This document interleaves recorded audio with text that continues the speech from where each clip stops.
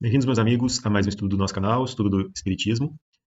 Hoje nós vamos fazer aqui uma leitura breve do capítulo número 3 do livro, do livro Os Mensageiros, e esse capítulo número 3 se chama No Centro de Mensageiros. Nós começamos a ler o livro, né, o livro Os Mensageiros, então é um capítulo muito rico para nós em advertências, principalmente para médiums, os dialogadores, aqueles que de alguma forma estão ligados a alguma forma, alguma tarefa em auxílio aos demais, e dentro aqui do mundo espírita, também dentro dos centros espíritas, os médios, os dialogadores, os tarefeiros, né, todos aqueles que assumem ali algum compromisso em se colocar disponível para auxiliar, né, os outros. Então, na verdade, é um livro muito rico nessas advertências, né? Depois desse capítulo tem, né, os vários relatos de espíritos que fracassaram, né? Tem uma palestra, né, de um dos instrutores, né, ali neste centro de mensageiros que traz um estudo, né, uma palestra ali, uma fala muito rica em conceitos, nos fazendo relembrar dos propósitos, né, deste trabalho. Então é um livro muito rico para nós, como nós comentamos no começo, né? Principalmente dentro do âmbito espírita, né? Essas advertências são muito importantes para os médiuns, os tarefeiros, os dialogadores, né? Porque fala, aqui nessa parte, de uma formação que é feita no plano espiritual, uma preparação para que essas pessoas venham aqui a encarnar e, através deste trabalho em benefício aos demais, possam eles resgatar também os grandes equívocos do passado. Então, é um capítulo muito bonito também para nós. A gente vai fazendo aqui a leitura, é um capítulo muito curto, né? E vamos fazendo algumas reflexões a respeito dos conceitos que são trazidos. Então, o André Luiz aqui, ele está, após, né? Esse é o segundo livro, vamos começar por aí, né? Esse é o segundo livro da coleção A Vida no Mundo Espiritual. Então, esse livro é aquele que está na sequência do nosso lar, né, do livro número um. E aqui, o André Luiz, ele passa por um momento de renovação dos seus conceitos.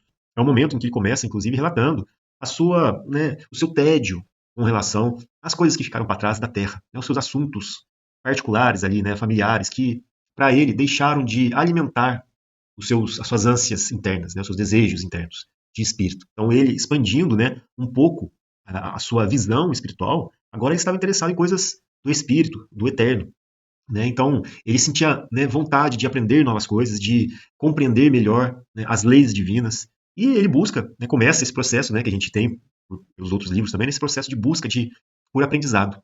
E ali ele fala com a Narcisa, com o Tobias, que os auxiliam a entender o seu processo de renovação mental, lá no plano espiritual, né, processo no qual ele estava passando. E ele, então, em conversa com eles, né, o Tobias também, ele é apresentado, aliás, ao instrutor Aniceto, que, né, o permite, né, ingressar numa turma de aprendizes, né, lá no centro de mensageiros. E aqui, então, ele vai ter as suas primeiras impressões a respeito deste centro de mensageiros. Então, a gente vai ler aqui e fazer algumas reflexões. Então, começa assim. No dia seguinte, após ouvir longas ponderações de Narcisa, né, demandei o centro de mensageiros no Ministério da Comunicação. Acompanhava-me o prestimoso Tobias, não obstante os imensos trabalhos que lhe ocupavam o círculo pessoal. Deslumbrado, atingi a série de majestosos edifícios de que se compõe a sede da instituição. Julguei encontrar algumas universidades reunidas, tal a enorme extensão deles. Pátios amplos, povoados de arvoredos e jardins convidavam a sublimes meditações. Tobias arrancou-me do encantamento, exclamando: o centro é muito vasto. Atividades complexas são desempenhadas nesse departamento de nossa colônia espiritual. Não creia seja resumida a instituição nos edifícios sob os nossos olhos. Temos nessa parte tão somente a administração central e alguns pavilhões destinados ao ensino e à preparação em geral. Interessante, né? A gente vê a organização da colônia, né? Do trabalho que é feito, onde não existe ali improviso, né? É realmente uma organização mais perfeita do que a nossa, onde nós aqui temos, na verdade, um reflexo daquilo que se tem no plano espiritual, né? Então a gente vê dentro da colônia centro de formação, de aprendizado, de trabalho também, mas neste caso especificamente, né, dentro da colônia, uma instituição destinada ao ensino e à preparação, né, e que nós vamos ver qual o tipo de preparação a que ela se destina, né? E olha que interessante, mas essa organização imensa restringe-se ao movimento de transmissão de mensagens? Perguntei curioso. O companheiro sorriu significativamente e esclareceu. Não suponhas se encontra aqui localizado o serviço de correio simplesmente. Interessante, né? Porque a gente poderia pensar, é um centro de comunicação, né? Então, a ideia seja de simplesmente mandar carta, né? Mandar mensagem. E não é isso, não é esse ou não é apenas para isso que este centro grandioso se destina, né? Simplesmente. O centro prepara entidades a fim de que se transformem em cartas vivas de socorro e auxílio aos que sofrem no umbral, na crosta e nas trevas. Então, aqui eu entendo também, né, que é um centro de preparação de entidades que vão trabalhar, e aqui eu vejo um pouco mais nessa frase, um pouco mais limitado aos trabalhos no plano espiritual, né, em que estas pessoas, na verdade, esses espíritos, né, vão até as zonas mais inferiores, né, como ele coloca aqui, nas trevas, no umbral, mas também que vêm em auxílio aqui na crosta terrestre, né, como entidades que vêm em auxílio àqueles que estão encarnados. Olha que interessante. Acreditaria, porventura, que tanto trabalho se destinasse apenas à mera movimentação de noticiário? Amplie suas vistas. Este serviço é a cópia de quanto se vem fazendo nas mais diversas cidades espirituais dos planos superiores. Preparam-se aqui numerosos companheiros para a difusão de esperanças e consolações, instruções e avisos nos diversos setores da evolução planetária. Não me refiro tão só a emissários invisíveis. Então, não são apenas os espíritos, né, que estão na erraticidade. Olha só, organizamos turmas compactas de aprendizes para a encarnação. Então, além dos espíritos que vão trabalhar, né, na crosta, né, nas trevas, como ele colocou, nas zonas inferiores, no umbral, também organizam turmas para a reencarnação. E aí que vem, né, aquilo que nós estávamos comentando no começo, olha só. Médiuns e doutrinadores saem daqui a centenas anualmente. Tarefeiros do conforto espiritual encaminham-se para os círculos carnais, em quantidade considerável, habilitados pelo nosso centro de mensageiros. Olha que interessante. Então, quer dizer, não existe esse improviso, né, com relação ao exercício da mediunidade, das tarefas às quais nós estamos muitas vezes associados dentro destes centros, né? E aqui a gente vai se limitar, né, à doutrina espírita, né? Então, existe um preparo, existe uma capacitação com relação ao trabalho que se deve fazer. Quando a gente fala sobre capacitação, é necessário que a gente compreenda que ali são trazidos não apenas conteúdos de cunho técnico, né, o processo mediúnico, né, a transmissão das mensagens, como lidar com, né, um ou outro, né, em termos de dialogação, mas sim também para a compreensão dos valores do espírito, né, os valores do espírito imortal, conceitos que nos auxiliam a enxergar a verdadeira vida do espírito. E como nós sabemos, né, os espíritos são criados simples e ignorantes, todos com a capacidade de progredir, de se adiantar, em que vão adquirindo inteligência, moral, progredindo espiritualmente. Então, o conhecimento, por exemplo, a respeito dos valores do espírito, é algo que é adquirido, que é alcançado, né, que é construído pelo espírito. E o estudo sobre esses aspectos também é necessário. Então, nesse caso, a gente pode compreender que existe também na nossa parte a preparação para que venhamos com uma bagagem de conhecimentos espirituais, que quando nós aqui estamos em contato, né, na carne, mas em contato com essas atividades, esses conhecimentos podem, né, vir aqui como uma bagagem nossa trazida, mesmo de uma maneira não consciente, mas que à medida que nós vamos estudando, que nós vamos compreendendo melhor, esses conceitos vêm à tona, né? São conhecimentos talvez novos para aquele que está encarnado, no sentido de estar consciente com relação àqueles conhecimentos, mas não para o espírito que ali habita. Então aquilo tudo pode, né, vir de uma maneira um pouco mais que faça sentido, né? Então aquele conhecimento parece que brota, né, de uma maneira um pouco mais fluida. Mas existe, a gente sabe disso, a preparação. E o espírito que encarna, ele traz consigo a bagagem de conhecimentos e de características inerentes a si, adquiridas em si, e que se manifestam ali de uma maneira mais ou menos evidente. O conhecimento que nós adquirimos, por mais que ele não se mostre em toda a sua amplitude, dada a grosseria da nossa matéria corpórea, ele, né, à medida que nós vamos buscando, né, se aperfeiçoar, conhecer novas coisas, esses conhecimentos do espírito, eles vão vindo também à tona. Né? E lógico que a gente também tem que compreender que se existe uma preparação para uma encarnação em que esse trabalho vai ser feito, né, por exemplo, mediunidade, a dialogação, a gente vai compreender que a nossa vida ela vai nos direcionando também para que a gente possa ter a oportunidade de exercer este trabalho ali dentro. Jesus não desperdiça, né, as nossas pequenas migalhas, ele multiplica. Então, as oportunidades, né, que nos são concedidas, elas vão ser disponibilizadas para que a gente possa aproveitá-las ou não. Então, se existe preparação no plano espiritual, a gente pode ter a certeza que durante a nossa encarnação nós vamos ser auxiliados para que a gente encontre um meio de chegar até o ambiente no qual nós vamos ter a possibilidade de exercer aquela preparação. Agora, isso não quer dizer, né, ou não se traduz no sucesso do médium, do treinador, no sucesso da sua encarnação. Porque, como nós sabemos, ele tem sempre o livre-arbítrio de persistir, de continuar na tarefa que foi concedida, na oportunidade que foi concedida, né? Ele vai ter que mostrar a sua perseverança, ele vai ter que vencer a si mesmo. Isso que nós vamos falar aqui agora, vamos ver aqui agora. Vencer a si mesmo, para que ele possa executar bem a tarefa que lhe foi confiada.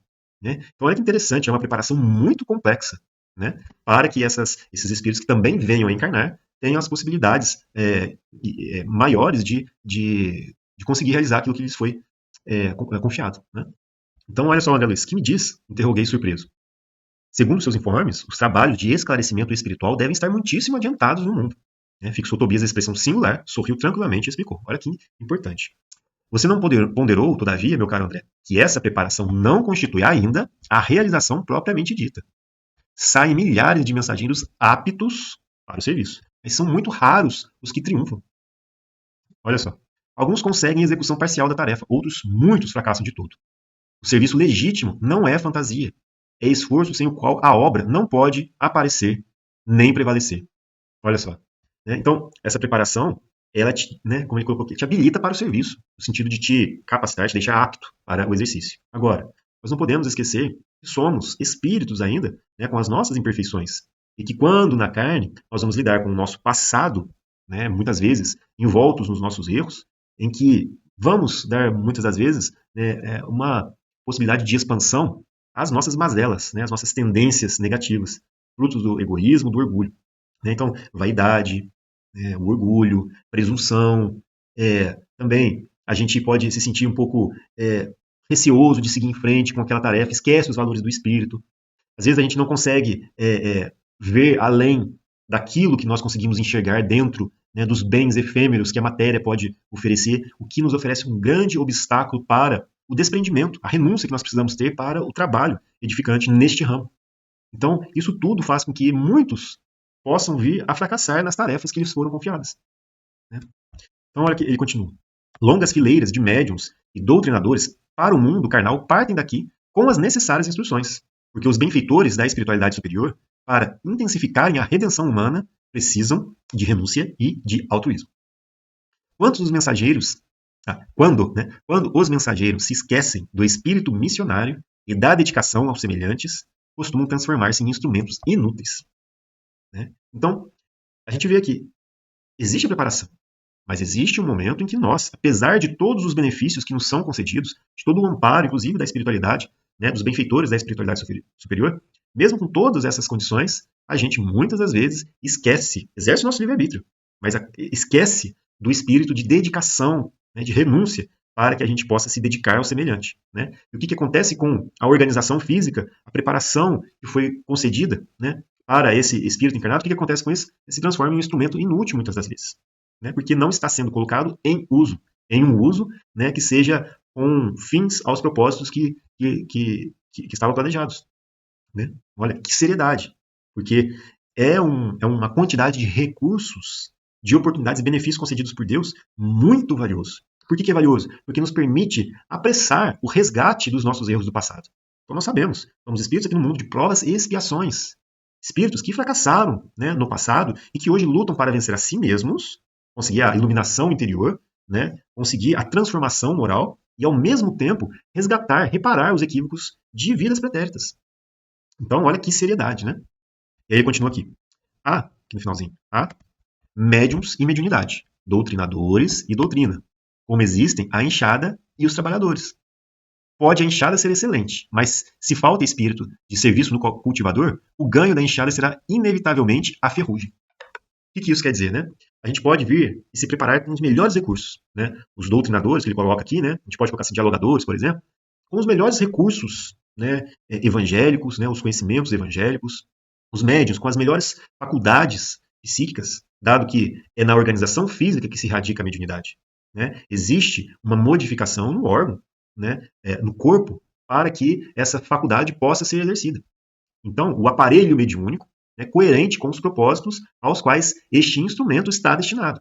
Só que ali por trás existe um espírito que vai buscar mais ou menos o trabalho, vai procurar mais ou menos o exercício destas oportunidades em favor do próximo, vai procurar colocar esses recursos em favor do próximo mais ou menos. Às vezes vai preferir o trabalho, mas às vezes vai preferir o descanso. E isso tudo é o espírito que vai escolher. Então, quando a gente fala aqui, a enxada pode ser excelente, mas pode ser que essa enxada, sem o trabalho, ela venha a enferrujar. Quer dizer, o trabalho exige, ou na verdade o equipamento exige que se tenha o trabalho ali por trás. Então, o que adianta a melhor faculdade mediúnica do mundo, sendo que o espírito ali não quer trabalhar? Ou pior, se faz um mau uso daquela sua faculdade. E aqui na frente, né, nos outros capítulos que vem na sequência, existem vários relatos disso que nós estamos falando. Então, é o que ele coloca aqui na sequência. Ó.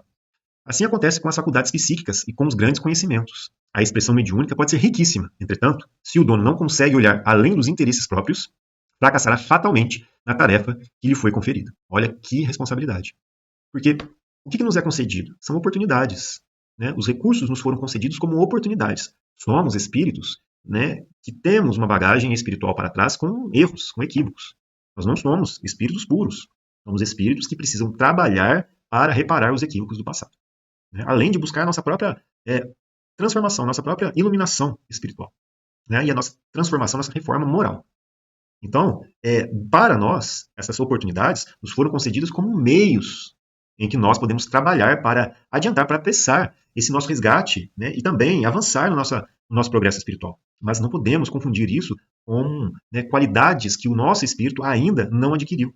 Então, se são oportunidades concedidas para nós como misericórdia, como empréstimo, nós temos mais responsabilidade ainda de colocar isso em favor dos outros, olhando para além dos nossos próprios interesses, reconhecendo que se eu recebi, eu preciso utilizar aquilo em favor do próximo. Né? Porque não é apenas para mim que eu devo utilizar. Eu preciso expandir as minhas vistas, reconhecendo este talento que Deus concedeu para que seja utilizado em favor dos outros. Né? É a parábola dos talentos. A cada um foi confiado segundo as suas capacidades. E o que você faz com os talentos que te foi concedido? Se você tem conhecimento da doutrina, se você tem a mediunidade, se você tem, né, um coração rico de sentimentos, isso tudo pode ser colocado em favor do próximo. Né? Se as suas experiências, né, te auxiliam a melhor ver os objetivos que Deus nos coloca na nossa vida, auxilie os outros, que também precisam de conseguir enxergar melhor. E é essa a negociação que se espera de nós, dos recursos que nos foram concedidos, para que a gente auxilie um ao outro a marchar mais depressa. Né? É isso que é olhar além dos nossos próprios interesses. Né? Então, para que a gente não fracasse nessa nossa atividade, ou nessa nossa caminhada, é preciso que a gente coloque aquilo que nos foi concedido como empréstimo em uso em favor de todos. Né? E ele continua aqui, o Tobias. Ó, acredite, meu caro, que todo trabalho construtivo tem as batalhas que lhe dizem respeito. São muito escassos os servidores que toleram as dificuldades e reveses das linhas de frente. Esmagadora percentagem permanecem à distância do fogo forte. Trabalhadores sem conta recuam quando a tarefa abre oportunidades mais valiosas. E a gente precisa se atentar a isso. Né? Porque o Espiritismo nos dá essa compreensão dos objetivos da vida de uma maneira muito clara. Somos espíritos imortais. Aí a nossa passagem na vida corpórea ela é muito breve se comparada, né, com a vida do espírito. E aqui nós precisamos compreender que é um meio, oportunidade para progredir espiritualmente. Então, se nos é concedido este meio, e ainda mais com as responsabilidades associadas ao esclarecimento espiritual dos outros, mais será cobrado de nós, né, porque mais nos foi concedido como oportunidade. E não podemos recuar. Só que isso não quer dizer que não vai existir batalhas, como ele coloca aqui. Todo trabalho construtivo tem as batalhas que lhe dizem respeito. E vai exigir de nós, inclusive, muitas das vezes, e as mais das vezes, vencer uma batalha contra nós mesmos. Contra orgulho, egoísmo, vaidade. Né? Todas essas características que nos impedem de ir além. E, com certeza, é um trabalho de iluminação, de renúncia muito grande e muito desafiador. Né? Tanto é, se não fosse difícil, né, ou melhor dizendo, se não fosse trabalhoso, não haveria necessidade de preparação. Né? E o Emmanuel fala no prefácio do livro, né, o quão difícil é você auxiliar aqueles que estão encarnados, né, do ponto de vista espiritual, a realizarem as suas tarefas, porque a gente acaba se esquecendo aqui dos verdadeiros propósitos. Então, quando a doutrina espírita nos vem esclarecer, então, o que acontece? A gente não tem mais a desculpa de falar eu não sabia, ou ninguém me falou, ou eu não sabia que tinha vida após a morte, que tinha espírito, né? Não sabia que o propósito da vida era para a nossa renovação, para o nosso progresso espiritual. A gente não pode mais falar. Então, se eu sei, né, se eu sei o porquê, ou para quê, né, do instrumento, da ferramenta que me foi concedida, então não tem razão para que ela não seja colocada em uso. Então, isso traduz para nós em responsabilidade. Por isso que quando, né, o Aniceto fala com o André, né, antes ali, ele, né, fala claramente que é um trabalho que exige renúncia, que exige dedicação, né, operadores corajosos, e é o que se trata no decorrer do livro, né, nas descrições dos fracassos. Muitos saem dali com os melhores votos, as melhores promessas de realização. Mas quando chegam aqui, acabam se esquecendo, recuam, né, diante da tarefa. O que lhes traz muito sofrimento depois, porque eles reconhecem a oportunidade que foi perdida. Então, realmente, esse livro é um livro muito importante, com esclarecimentos e advertências muito importantes para todos nós. Né? E o André Luiz ele continua aqui, né? Algo impressionado considerei. Isto me surpreende sobremaneira. Não supunha que fossem preparados aqui determinados mensageiros para a vida carnal. E o Tobias fala: Ah, meu amigo, poderia você admitir que as obras do bem estivessem circunscritas a simples operações automáticas? Nossa visão na Terra costuma viciar-se no círculo dos cultos externos, na atividade religiosa. Olha só. Queremos por lá resolver todos os problemas pela atitude suplicante. Entretanto, a genuflexão não soluciona questões fundamentais do espírito, nem a mera adoração à divindade constitui a máxima edificação. Né? Em verdade, todo ato de humildade e amor é respeitável e santo, e incontestavelmente o Senhor nos concederá suas bênçãos. No entanto, é imprescindível considerar que a manutenção e limpeza do vaso, para recolhê-las, é dever que nos assiste. Né? Então, assim, o Espiritismo nos abre esse olhar para que a gente possa reconhecer em nós, né, a oficina de trabalho do nosso espírito. Então, é através da renovação, da transformação, da iluminação em nós, né, a reforma moral, que nós vamos conseguir realmente alcançar essa paz e essa felicidade que nós, então, buscamos para o espírito, para que ele possa ascender, progredir. Né? Mas ainda, muitos de nós continuamos ainda, vamos colocar assim, viciados nas atividades, como ele coloca aqui, ó, vou até voltar aqui, né? Vinculados, viciados nos ciclos dos cultos externos, na atividade religiosa. Porque é como se ali, né, nós tivéssemos ali ao nosso alcance todos esses valores.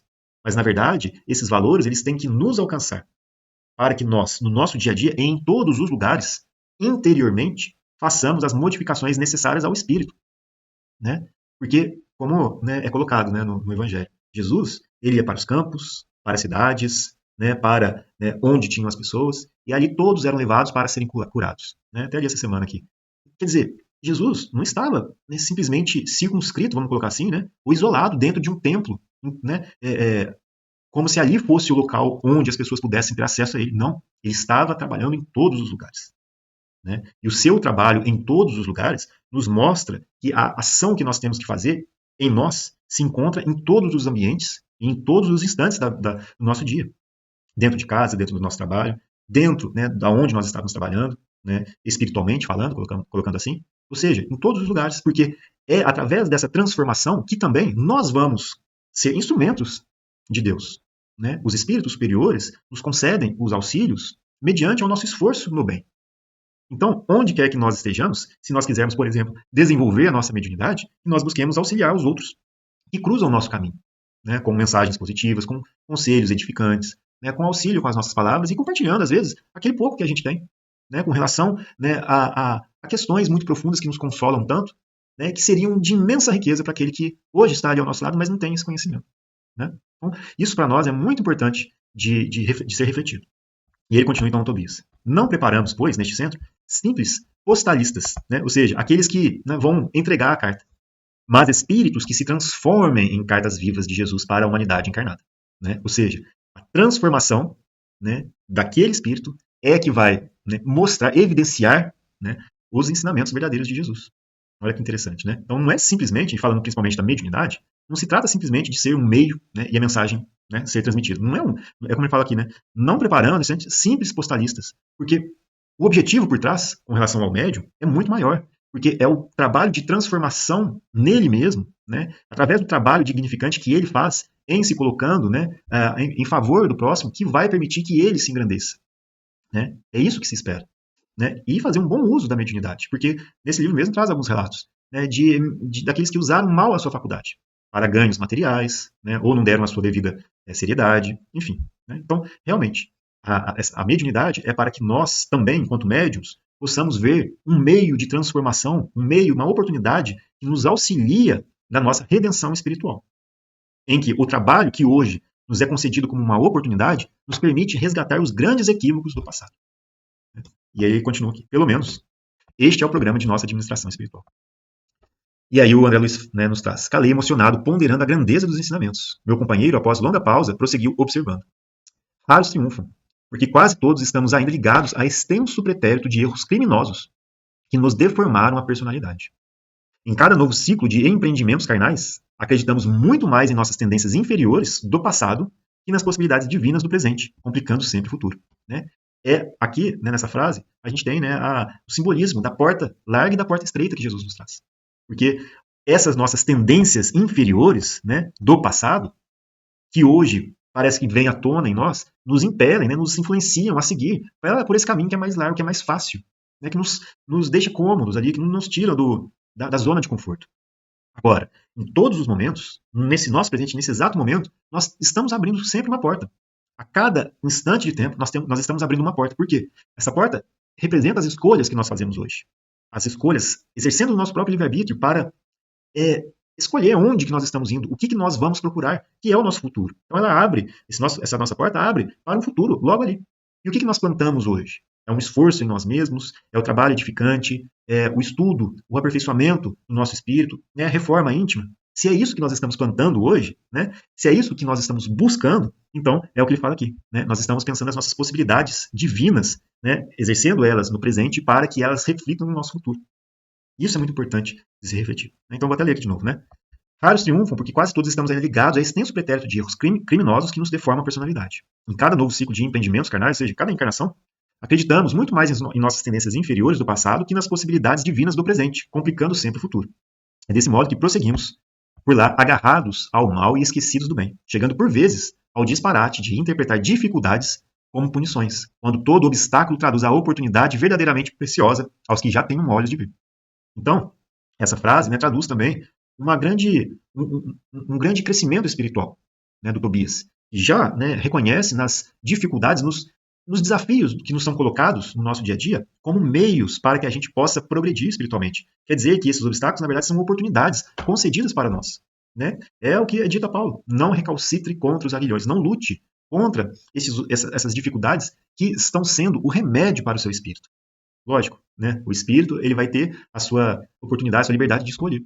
E é aí que está as grandes dificuldades, porque se nós nos deixarmos ser levados pelas nossas tendências inferiores, nós vamos prolongar o nosso estacionamento.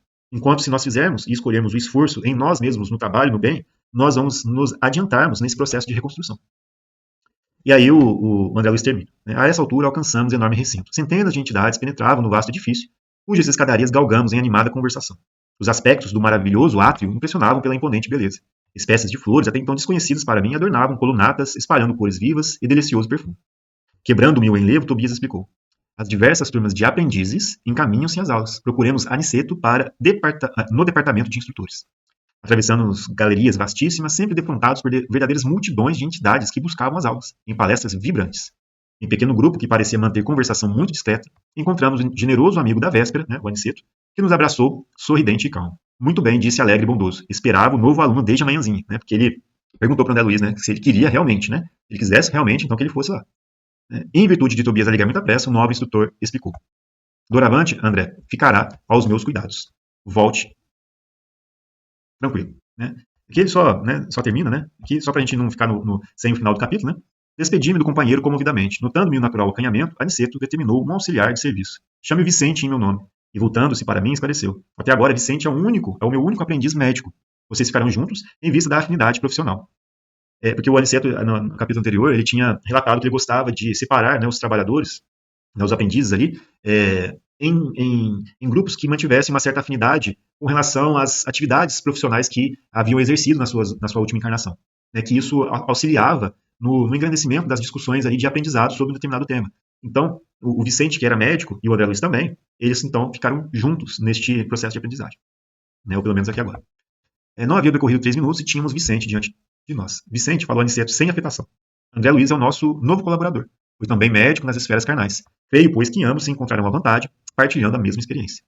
O interpelado abraçou-me, demonstrando extrema generosidade e, após encorajar-me pelas belas palavras de estímulo, perguntou ao nosso orientador. Quando deveremos procurá-lo para os estudos de hoje? Aniceto pensou um instante e respondeu. Esclareça ao novo candidato os nossos regulamentos e venham juntos para as instruções, após o meio-dia. Bom, meus amigos, então, né, é muito rico, né, esses ensinamentos aqui, né, que nos são trazidos e também nos auxiliam a rever as nossas responsabilidades aqui durante a nossa encarnação, principalmente quando nós estamos associados a essas atividades de esclarecimento de valores espirituais. Muito importante. Então, agradecemos a Deus, a Jesus, aos nossos amigos do plano espiritual que nos permitiram ter essa oportunidade de reflexão breve aqui, né, de um estudo. Agradecemos a Deus, que Jesus abençoe a todos e até um novo estudo.